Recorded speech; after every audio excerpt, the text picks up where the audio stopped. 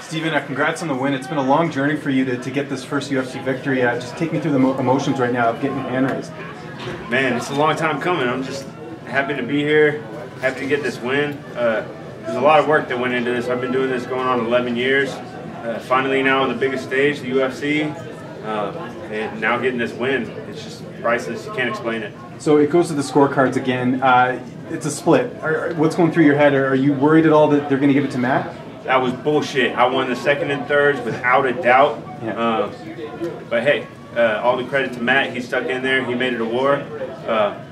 He landed a couple good head kicks, but there wasn't any power on him. They didn't do any. It was like a slap to the face. But aside from that, I controlled the rounds, got the takedowns, did the damage. I felt like I won rounds 2 and 3 without a doubt. Excellent. And what was the game plan heading into the fight? Do you feel like you executed it? Game plan was put the pressure on him. I mean, do what I do. Go in there, make it a scrap.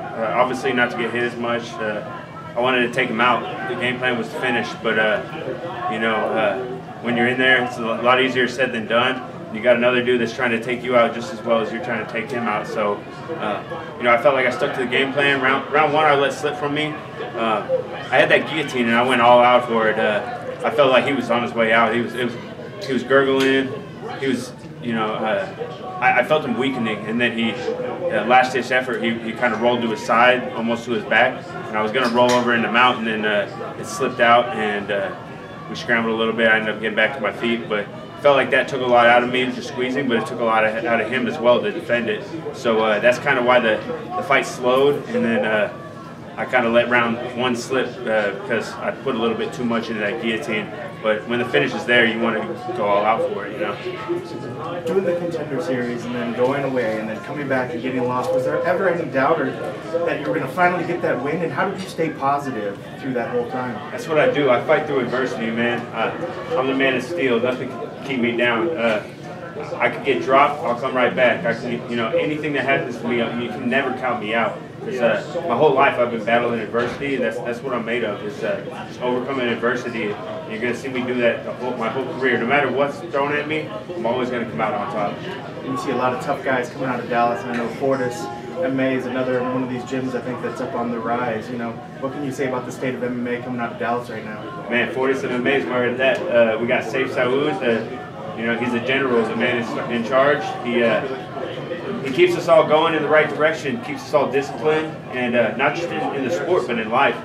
He's kind of a father figure. We got our own dads, but he keeps us on the straight and narrow. He does what our parents can't do, which is strike fear into us.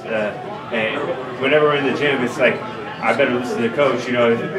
If he sees me slipping, he sees me gain 5 pounds, he's going to get on me. I'm going to do extra rounds. I'm going to get a beating for it. So coach keeps us in line, and then on top of that, just having the high-level fighters. We got 40 to 50 active pros on a high level. We got 7 or 8 guys in the UFC now, and we're just on the rise. So I want to thank my training partners, Miles Johns, Elijah Johns. Elijah was a big training partner for this. He let me beat him up day in, day out. And he was a trooper. He stuck in there. David Jackson, UFC vet. Without a doubt, he'll be back at the UFC. He's one of my other main training partners. We just breed greatness. Iron sharpens iron, and there's nothing but iron in Fortis MMA. Montana De La Rosa is fighting on this card, and she's being cornered by Mark De La Rosa, who I know you had a history with in LFA, and that fight ended up getting scrapped. Did you see Mark at all this week? And if so, what was the response? Yeah, actually, Mark and I were on the same plane flight over and the same shuttle to the hotel. It was a little awkward. He's a little slime ball. He's a little weasel. Fuck Mark De La Rosa. He delayed my trip to the UFC by ducking me in a world title fight. He no-showed to the title fight when I was the champ. If you want to be the champ, you got to fight the champ. But he was all pissed off about some drama that happened at the weigh-in, said it was shady. Fuck him. He doesn't belong in the UFC, and you're going to see in his next fight, I think he fights next week, he's going to get smashed, and he's going to drop out of the UFC real quick. On a lighter note, how are you celebrating tonight after this win? Oh, man. I don't party that much, but I'm looking to get into something. I got to celebrate the win. But over that, I just can't wait to get back to work. I know the UFC's coming to Dallas in September. I want on that. I'm going to stay healthy, stay in shape, and I'm looking for my next fight. I want to get another one in before the end of the year, if not 2 in before. I want to get all 4 fights out and re-sign with the UFC for an 8-fight contract. You know, I'm gonna be here for a long time. So that's what I don't care much about partying. I care about fighting and my career. A lot's been made on this Max Holloway pull. When you heard what happened to him, where he woke up and he couldn't see, he was slurring his words from concussions, does that freak you out as a fellow fighter? No. I mean, this is the life we chose. I wouldn't rather do anything else. And you know, if it all goes downhill down 10 years from now, that at least I could look back and say I did it. You know, I have no regrets. You know, you only live once. I'm not gonna live till I'm 80 and just play it safe. You know, I'm gonna go all in, and you know, if I have to deal with other things later on in my life, this is the life I chose, and I have no regrets.